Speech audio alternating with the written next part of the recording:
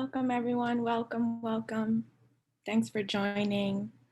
We'll just give like a couple more seconds to see if anyone else joins us. But I'm excited to have you all here. We have some amazing actresses and musicians who are going to perform some beautiful pieces for us. Just give a couple more seconds. Okay, I'll be your host today. My name is Madelyn Bonilla, but we're all friends. You can call me Maddie. And I'm excited to get started. So I say let's just start.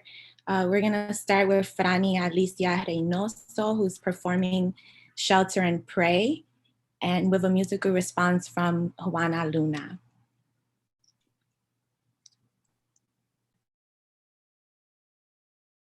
I am tired of the illusion that is causing me so much confusion, in which I am free to do whatever I please, but I am told that I should stay home and feel as if I should get down on my knees and pray that the rest of the New York population doesn't roam these New York streets. And I will lose my mind if I force my lips to utter that I am fine, because I much rather be at brunch with my friends, sipping over a couple glasses of Prosecco or wine, but that is for another time. A time that seems so privileged now. I would allow myself to say that I feel like I can't breathe. I feel like I'm drowning in the comfort of my abode, in a sea of despair that seems unfair. And that is the very same thing that I am starting to loathe. I just want to go outside, without the paranoia of feeling that I am too close to something that I can't see, something that you can get from a hug or a sneeze. I just want to take in the trees and feel the spring-like breeze. I want to hear the chirping of the birds. I want to have a connection that's much more than words through a screen. I want to see how a light of a rainbow pierces through these cold, dark red streets. I want to see these masks fall off our faces with ease, so when they tell you to please stay home, please, please, please. If you can't do it for you, then do it for me. Do it for your dreams that you have yet to achieve. Do it for your father who has yet to walk you down the aisle. Do it for the extra days that you get to make your mother smile. Do it for the little moments that will make your little brother proud. Do it for the front line and the essential crowds. Do it for the doctors and the nurses who haven't slept in a while. Appreciate every package that makes it to your doorstep. And let us not forget that the city that never sleeps has been told to take a nap. But at least in our homes, we can at least clap back.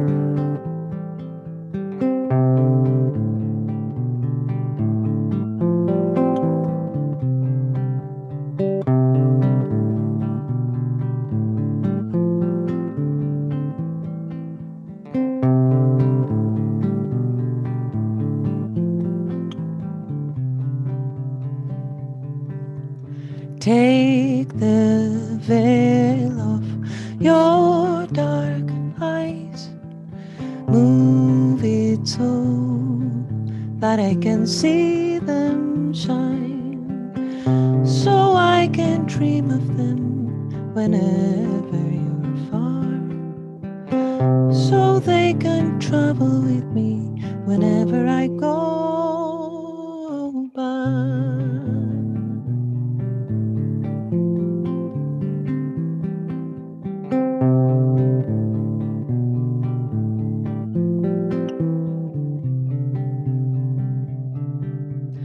Let the tears like the river run, wait until they dry with the sun, 'cause they will save us from drowning inside, in our our thoughts, in our fears, in our questioning life.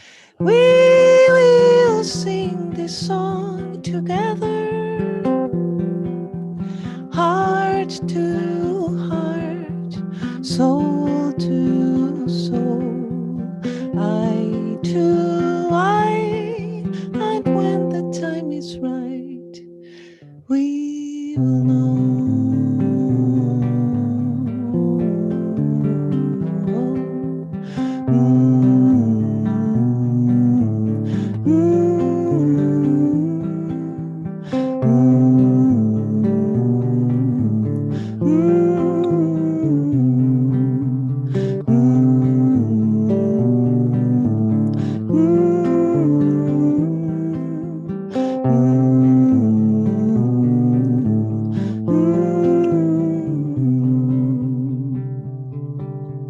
Keep the memories close to your heart, 'cause they're all we will have for a while, until we create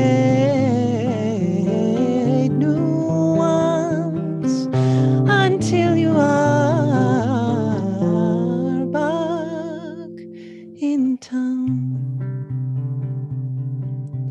Keep the secrets till we die, 'cause they're all the treasures we have, and then they will go back to the wild, and it won't hurt, and we will both know whenever the time arrives. We will sing this song together, heart to heart, soul to soul, eye to eye. We will sing this song together, heart to heart, soul to soul, eye to eye, and when the time is right, we will know.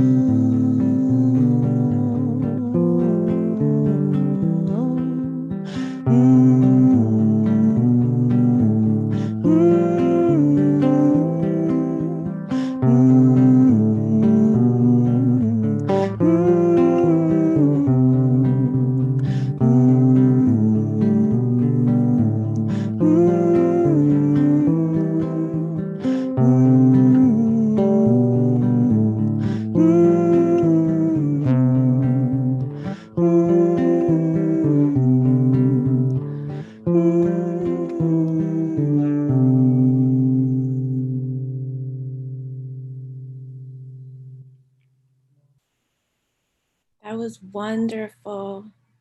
So beautiful. Thanks, Juana. Thank you. And thanks, Franny. That was beautiful. I feel like I was back in the beginning of COVID with your piece. It totally brought me back to the beginning of last year when everything was going down.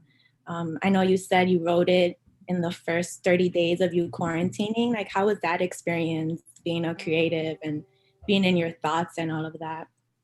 I mean, it was very isolating for me. A lot of my friends are like married, they have a partner, and I'm single. I live with my dog, and a lot of people had family, and I was isolated from mine, and we were all quarantining individually. So this was about 30 days in, and I had watched like all the shows and I had done all the things, and I was just like, I'm gonna lose it. I'm gonna lose it. And my fingers just started like writing, and I was like, oh my God, I think it's coming out. And there's like a creative process that happens when, you know, you're a creator. I don't know if Juana experiences the same for songwriting, but when it comes, you know, and you have to just get it down on paper. And I would like get into the shower and I would get bits and pieces, and then I would be watching a show and I would get another piece, and then it just kind of all came together. but it was pretty interesting. I learned a lot about myself. Yeah, I think that's one of the good things that came out of 2020 was just that self-love and self-exploration. And if you are creative, being able to have so much time maybe to just even explore, you know? So thank you for that piece. And Juana, your song was called Together. Yes. Is there a specific reason you chose that name? I feel like during that time we all wanted to be together, but we were scared to be, just like Franny like brought up. It was like very nerve-wracking. So I just thought it was interesting, but such a beautiful song.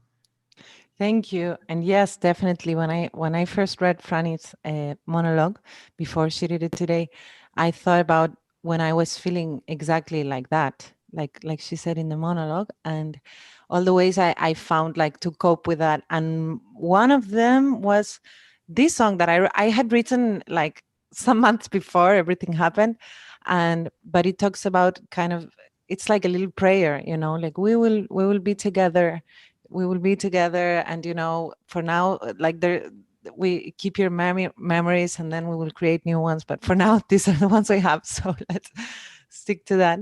So yes, so this song suddenly had this new meaning during the pandemic, and it helped me a lot. Also, something that helped me a lot to relax was to hum. Like when I couldn't sleep at night, I would just choose a note and hum. And I went, and that kind of this song kind of took me back to where the place I was, same place Franny was. Yeah, that's awesome. I think it's amazing how you can work on something and the meaning changes as time goes by, because that song just, as soon I'm sure 2020 hit, is just the meaning completely changed. And even now, just going back to it and thinking about it, like it's a special place in my heart with everything that we went through, you know? So I think being together is one of those things that we cherish even more now, or I would hope that from 2020, that's what we gained, you know? So thank you for that. And thank you, Of Fran, course. too. Of course. Yeah, I would love to then keep on moving with the next piece. We have Kimberly Chatterjee, who's performing Final Contact, written by Alex Lynn.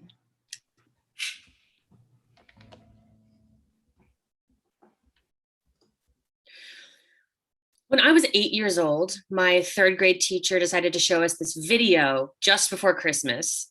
She said that for some reason, this video always reminded her of Christmas, probably because it reminded her of Star Wars in a way. Then all of a sudden, projected on a wall in big block letters was National Aeronautic and Space Administration, Space Shuttle Program, STS-87. And I thought, oh my God, no, are you kidding me? A movie that's just words? Oh, what is this? A book? I pretty much zoned out for about the first 15 minutes. I wasn't really interested in a bunch of weirdo Michelin man looking freaks. They were like scary, like really scary. So I just frantically doodled in my notebook, trying to distract myself from these fucking nightmarish figures, until my teacher caught me, snatched away my pencil, and said, "Pay attention." I'm glad that she did, because if she hadn't, I wouldn't have seen the rocket launch. The prep dragged on for hours, but the actual launch itself was lightning quick. In a flash, this gigantic Airbus lifted off the ground, catapulted out of the atmosphere in one swift, haggard thrust. And then there it was, a photo from above. Clouds swirled like cotton, icing, marble, snow, raw material over that little fleck of blue. I asked my teacher, how much money do I have to pay to get a ball like that? Where do I buy one? How much money do I have to pay? She gently explained to me that that little blue dot was actually Earth. Really? Wow. Okay, how much money did I have to pay to see Earth like that? She said, I didn't have to pay anything, actually. And in fact, there was a job that people would pay me to do, to go and look and study Earth all the way from space. It was called being an astronaut. I asked her, well, how do I become an astronaut? She said, there are plenty of ways. You could be a pilot, you could be a scientist, or you could be an engineer. Somehow, then, I had a moment of acute awareness in my little 8-year-old brain. I asked her, can Asian people be astronauts? My teacher looked at me, well-meaning white woman that she was, and smiled. Yes, yes, they can. And in fact, there is an Asian woman on that flight. Her name is Kalpana Chawla, and she is an astronaut. At the end of class, she gave me the little plasticky insert that goes on the cover of the DVD, the one with Kalpana Chawla on it. I clutched onto that thing all the way home, terrified it would blow away in the wind.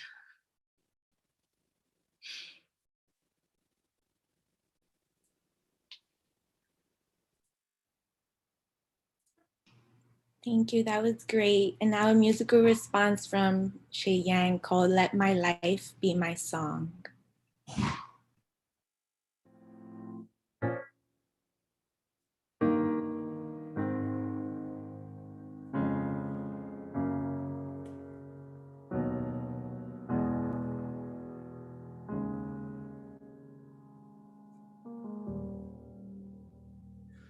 Let my life be my song.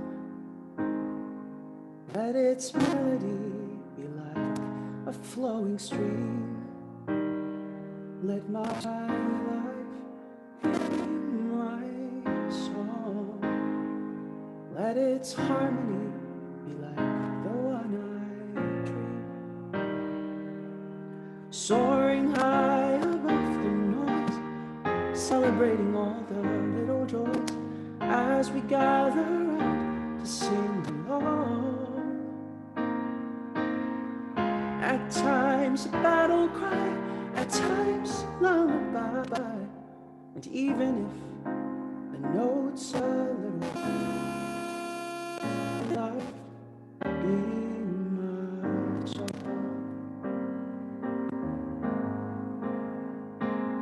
Let my life. Ooh, there's like a technical error and I need to like stop. 1 second. I know how it goes. We're on Zoom. It's okay. Take your time. Here's what I'm gonna do. Okay. Can you hear me now? Yes. You can hear me, right? I was very afraid that this situation would happen. I'm gonna redo that and then I will play and sing instead. Okay. Sounds good. Can you hear my piano from here? Yeah, is it loud? No, it sounds okay. Great. We're gonna do a live performance where I usually never ever play, but here we go. Redo. Oh, a special treat. Thank you.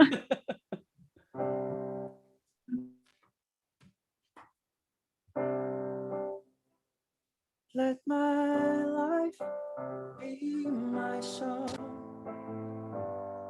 Let its melody be like a flowing stream. Let my life be my song.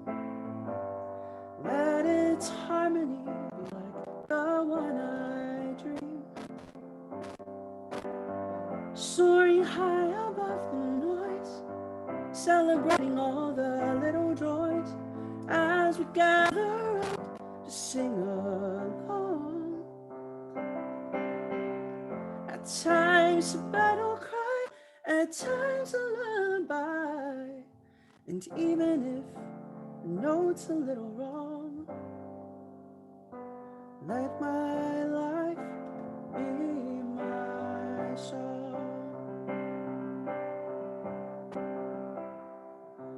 my life be my song.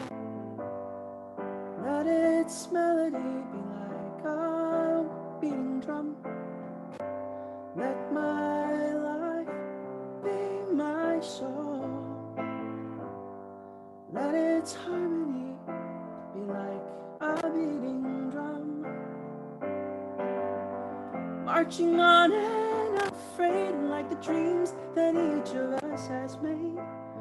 When you choose to sing it, you feel strong. At times a battle cry, at times a lullaby. And even if the note's a little wrong, let my life be my song.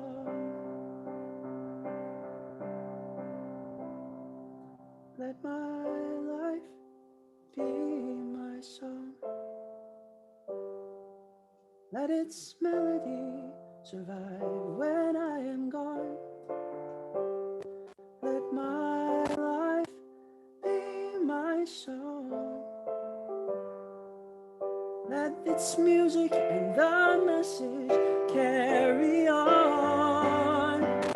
Marching on and unafraid, like the dreams that each of us has made. When you choose to sing it, you feel strong. At times a battle cry, at times a lullaby. And even if it isn't very long, let my life be my song.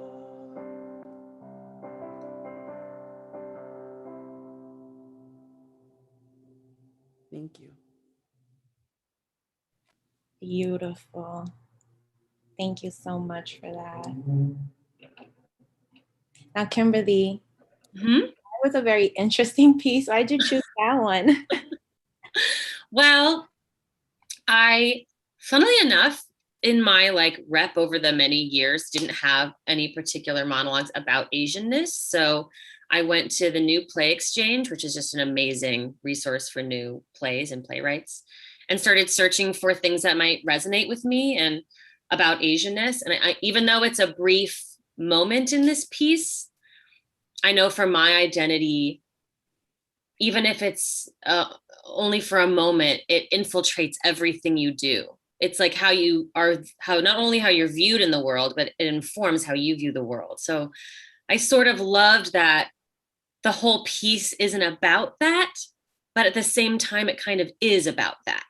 Because that whole monologue could exist without that line, and it would be a totally different thing. But because of that moment, it makes it specific to Asian identity and to that character. And I think that it's just impressive writing. And I also like doing funny monologues. So I thought it was a nice mix of funny and sweet. Yeah. That was a good one. I love that. And you're right, just one line or just a combination of words could completely change the meaning. Right now, that's so important. There's so much going on that we need more creative work that brings those things to light, and that talent. So that's why I'm happy that Cheeyang, how your response to this was so beautiful. It literally made my hair stand up on my arms. You sounded beautiful, and live I thought was the best idea. So thank you for that. Why did you choose this song? Did you have this song prepared before, or was this something like a response? Or so I met Kimberly working on my show. I'm a musical theater writer, and this song is a cut song from the show called Maya. And I thought it would be an interesting response to what she was saying about how this little kid who wants to grow up and now become an astronaut because she's seen someone who is of Asian descent achieve that. And for me, a big question of what do artists do and where do artists stand in the world? That's always been a question for me. And this song, when we wrote it, me and my collaborator Eric Sorrells, when we wrote it, it was like a justification of how you want to live your life. And I wanted to sing this piece in response to Kimberly primarily because it's, you know, how we met, but also it's about like, you can do anything that you want to do when you grow up. You can achieve anything that you want to do when you grow up, and don't let your life go to waste. Like, if you want to make an impact in the world, any small little thing that you do can make an impact. So it doesn't have to be like some life-changing revelation. It could just be the little actions that you take every single day. It could be, you know, yeah. So that was why I wanted to sing that. Yeah, that's so powerful. I think that we definitely need more story and more music that gives even the children, adults, the opportunity to actually do what they want. You know, like even me being Latina, I've never really seen a Latina astronaut. So anything like that, it's so amazing and inspiring. It really does like empower us. But I would love if the audience or anyone else has any questions for Kimberly, Cheeyang, or any of the other artists that we had, Franny. I'm also just going to plug Alex because I know she's here, and say that you should all read. She has a ton of plays and they're all amazing. And especially if anyone out there is of Asian descent, there's like a wealth of material she's written. Yeah, we should definitely all just plug everyone. I'm all for reading and watching new creative things. So I love it. Yeah. And we'll here, we support each other, big family. So any questions from the audience, or Franny, Juana, any questions for Kimberly, Cheeyang, vice versa? We could have a little open discussion.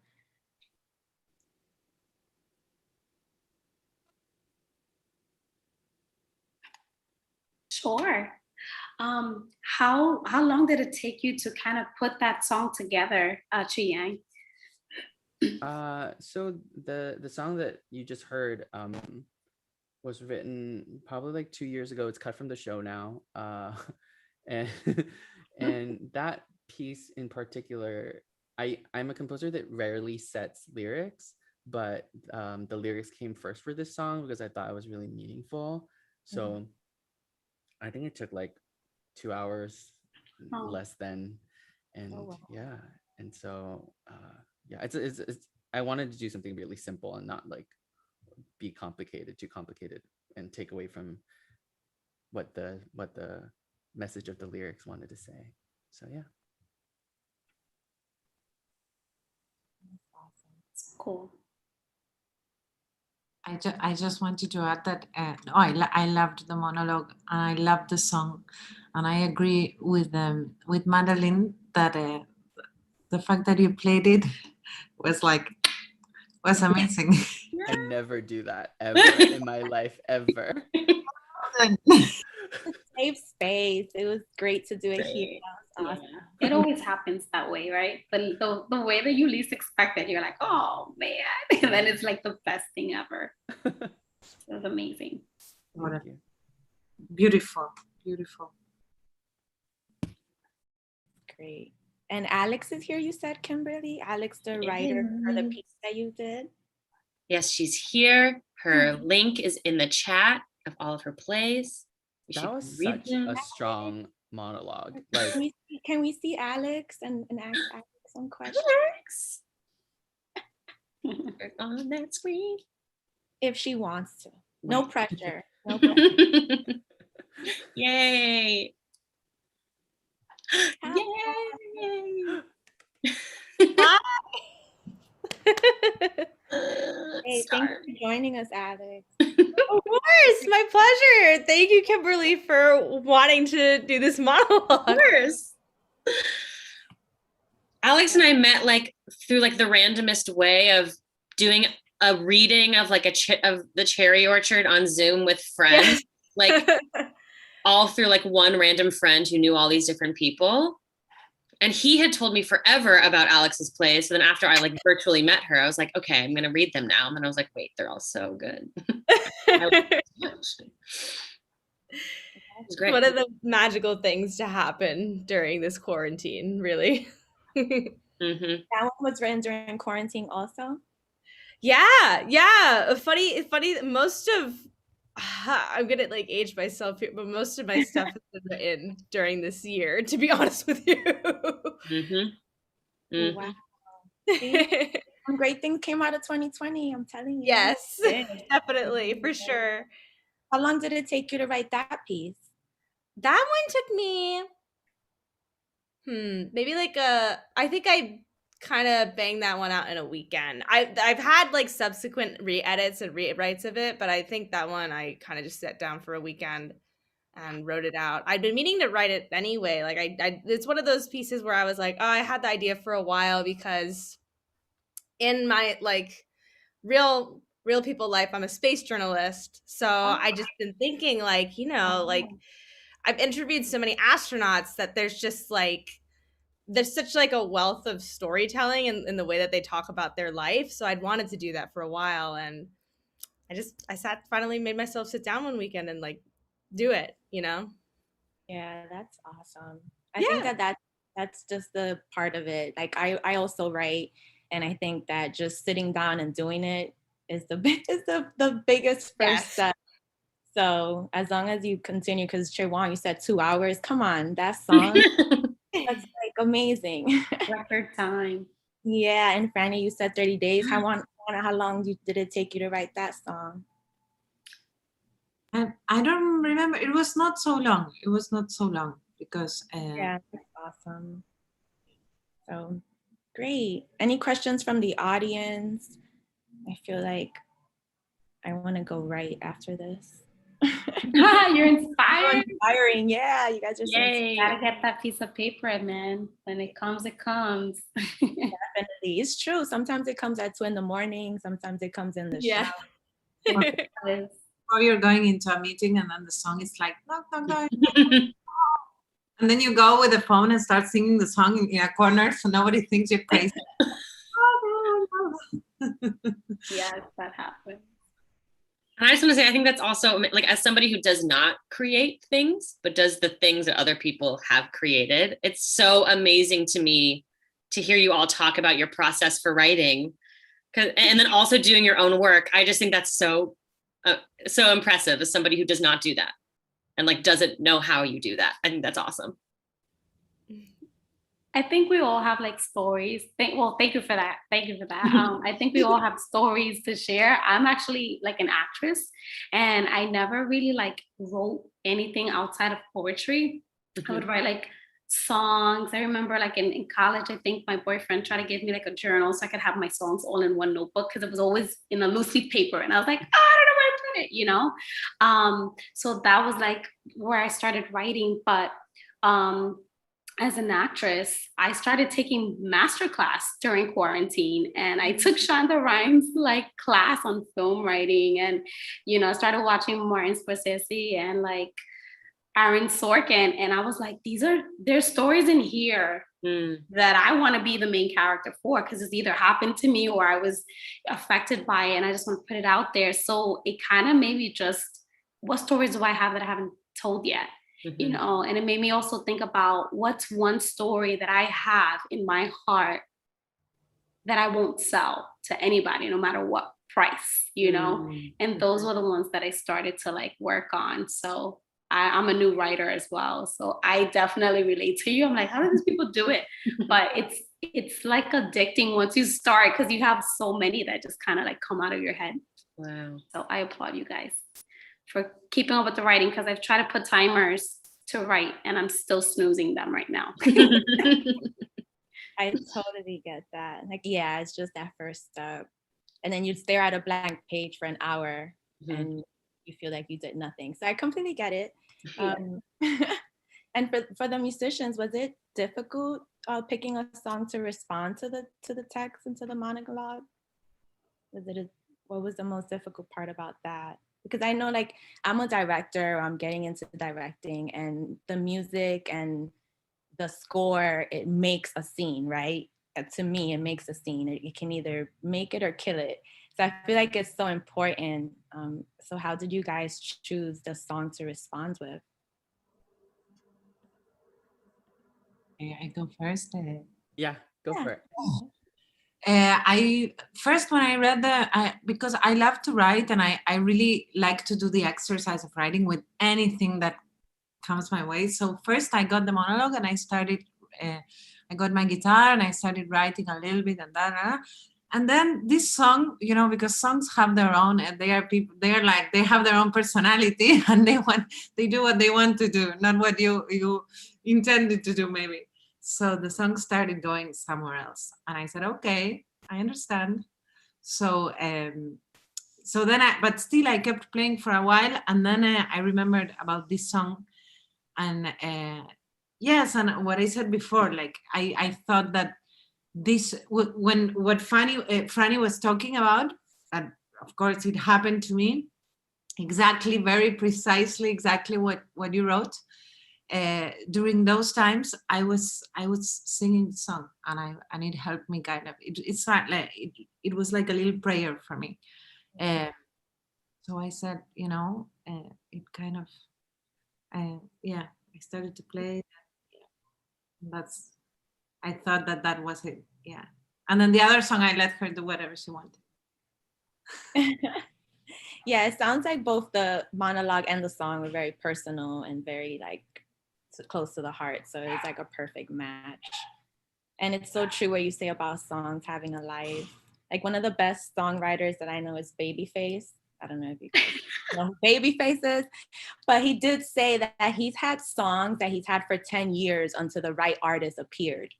Because sometimes you write a song and it's just the right artist, the right producer is not there, and the lyrics are there, but it doesn't happen.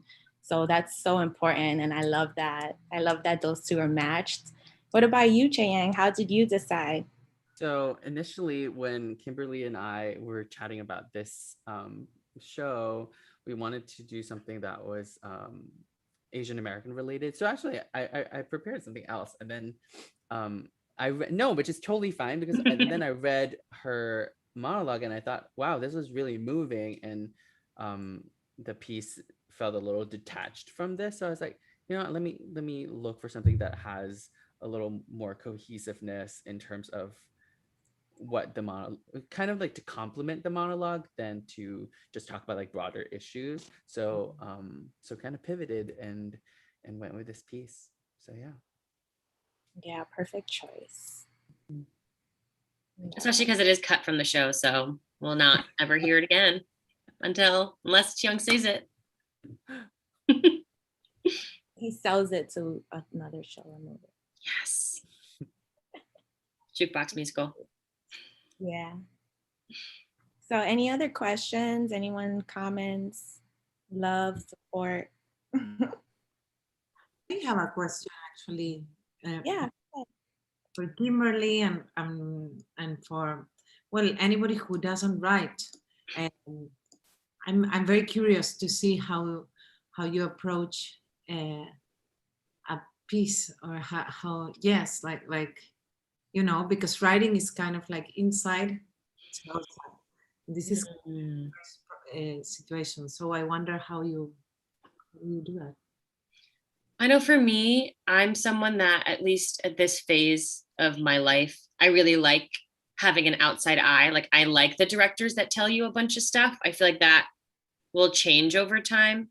But so it's hard for me a little bit. Like with this one, I normally try to have a friend watch it and like give me feedback. So, because otherwise it does feel sort of like a vacuum, but I just planned my life poorly, so I couldn't make that happen. So I was just like, I have to hope. And for the person doing it, I have the context of the whole play and what my ideas about the character are. But then for you all, you don't know the rest of the play. So what I usually end up doing is just starting from myself and then seeing where things feel different, or some choices that I can make that put me more in the world in a way that's exciting to me. But I know, like in the back of my head, I'm always so nervous that I'm not doing what the writer envisioned. And you don't want to like let them down or put this thing out into the world that has their name on it that they've cared so much about. And they're like, well, that's not at all what I wanted that to be. So it's a mix of trying to be very like precious and caring for the people who created this, and also be like, and you have to just like let that go and just do what you think this person is. But I don't know if you can tell, I'm a very anxious human being about all things. So I just try to make that a part of it too. Like, I'll just be nervous all the time. That's my character choice. Hope it works. That's great. Anyone else? I feel like, well, Franny, you don't write, right? You say you're an actress, or? Yes. I am an actress. I started writing this year.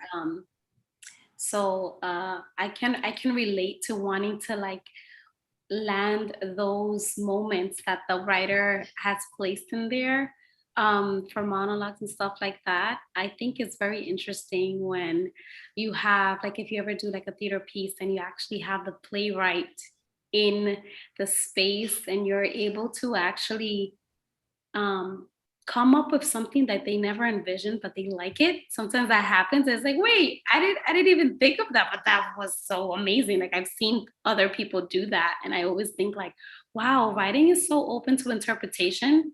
But then sometimes it's like, no, this is what I wrote. Like, there is no answer. So it's just like a balance. But very much close to Kimberly. I start with what I know, and then I let certain decisions in the writing allow me to sprinkle in new experiences that I haven't experienced to kind of create a multidimensional character. Great. That's what makes it relatable. You start with what you know and you start with your stories. It's awesome. It's weird because sometimes it's based on what you're wearing. I don't know if this happens to you, Kim, but like if I find something that I think my character would wear, or the shoes that my character would wear, I start being that character and I forget about who I am. And I'm like, what am I feeling right now? And go in that direction. So usually sometimes it starts with a piece of jewelry or an item of some sort.